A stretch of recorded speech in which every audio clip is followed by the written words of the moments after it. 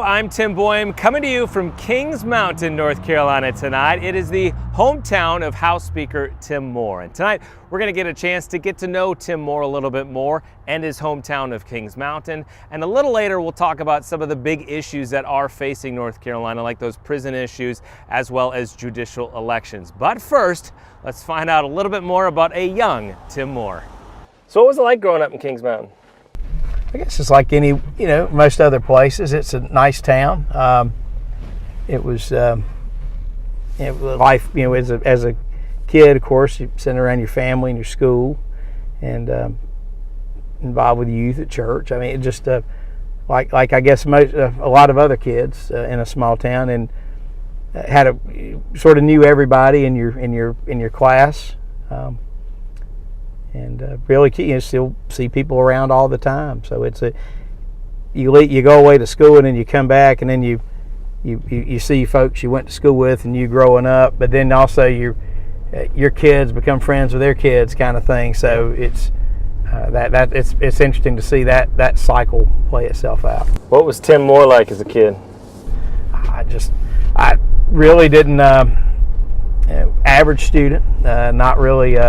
Super grades, don't tell my kids that because I try to stand up for A's and B's. But I guess I was a solid B student, certainly not a solid A student. But I worked a lot. My dad had a little convenience grocery store out in the country, and I worked there a lot. And so that was good because I developed, I think, a pretty good work ethic from working there. Pretty decent hours. I worked the summers. So Kings Mountain's roughly about 10,000 folks. We're here in Cleveland County. We've got a number of manufacturers here, and we're a town that's growing. The issue for rural North Carolina has been, trying to keep up with the growth of the urban areas, and that's a struggle that we as policymakers have been working with a lot. But I can tell you here locally, a lot of good things are happening. You've got, of course, the bank we just walked past, this locally owned coffee shop. We've got a few empty storefronts, but things are coming in. And what you're seeing are the businesses that are locating in the downtowns all across the state tend to be small, locally owned businesses. And so I think anything we can do to help those is a good thing. This is an old textile town, right? It was textiles, and of course there's textile mills all around. Some of those have been adapted and reused for other manufacturing facilities. The brownfields law that we have in North Carolina that allows you to go in and remediate environmental issues from the past has been very good in terms of getting those back operational, and also cleaning up issues where there was were problems in the past.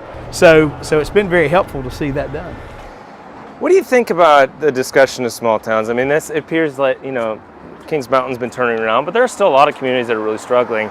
How do there's a fight over the sales tax redistribution a couple years ago. I mean, how do we balance this growth issue? Well, it's not an easy question and it doesn't have an easy answer. And I think it really takes a matter of balancing the equities of recognizing that we're all in one state and that we're only as strong as our weakest communities. At the same time, when it comes to economic development, if a large high-tech company, for example, is looking at North Carolina, they're probably not looking at a small town like Kings Mountain.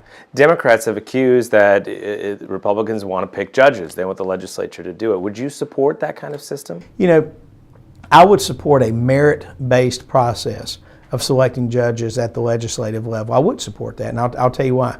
Number one, if you ask people across the board, many don't know who the judges are, who they're voting for. One of the reasons to bring back the partisan label is at least to give voters some idea of a judge's philosophy. Okay.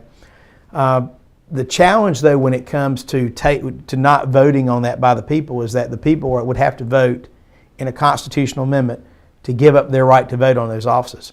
And historically in North Carolina, voters have not wanted to do that. So I think it's, at the end of the day, if we go that route, it'll be up to the people to decide. But I know historically, anytime that's been discussed, that's always been a pretty tall order for folks to do that. Regardless of who's in power, though, do you think it's wise for legislators to be picking judges as opposed to a system where both the executive branch and the legislative branch take part in it?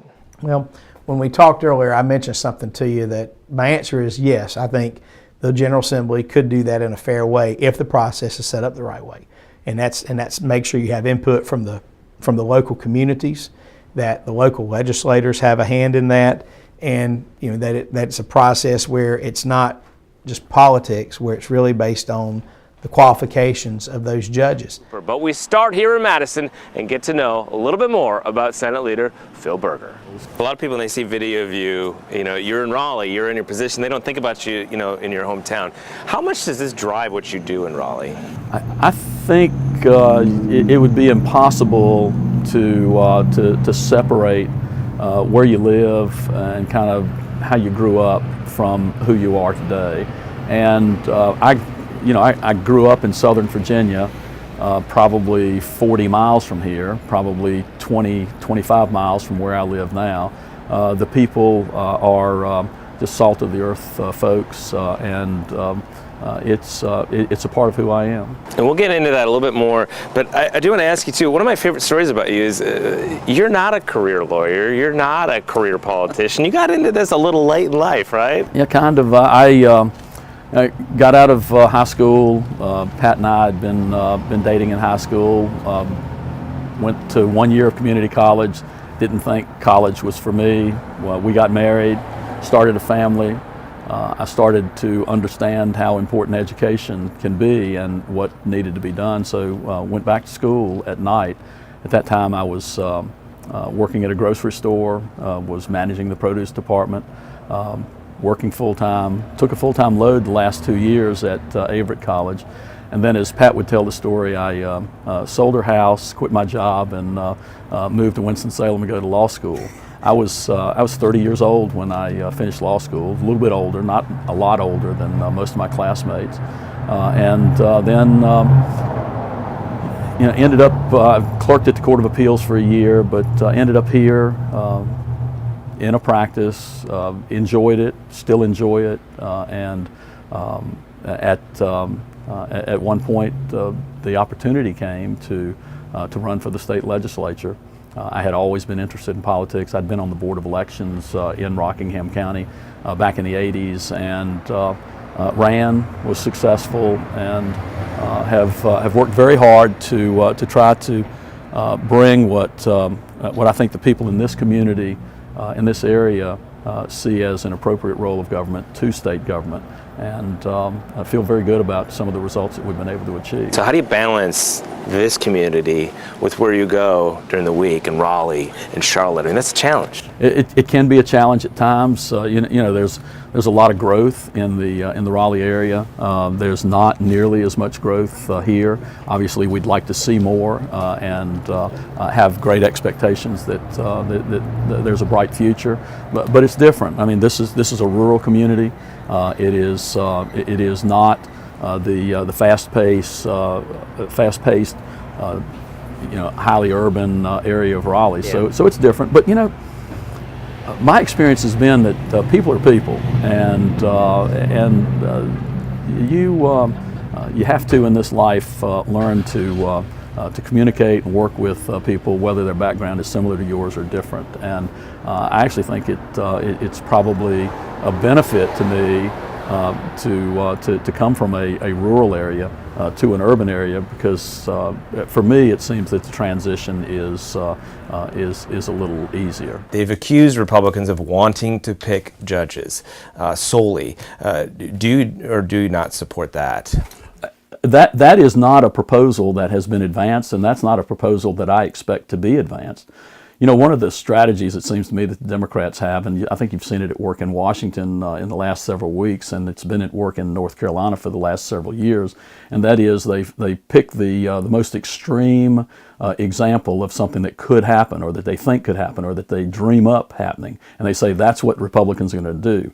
And they go ahead and they go to the press with it, and they send press releases out about it, and then there are numerous stories, and then it never happens because it never was the plan.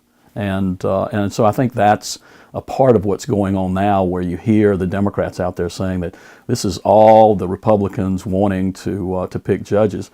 Because the reality is the idea of merit selection of judges has been around for a long time. When I was when I was fresh out of law school, just joined the Bar Association. I was on a bar committee that the first meeting I went to, they were talking about merit selection of judges, and this is back in the early '80s.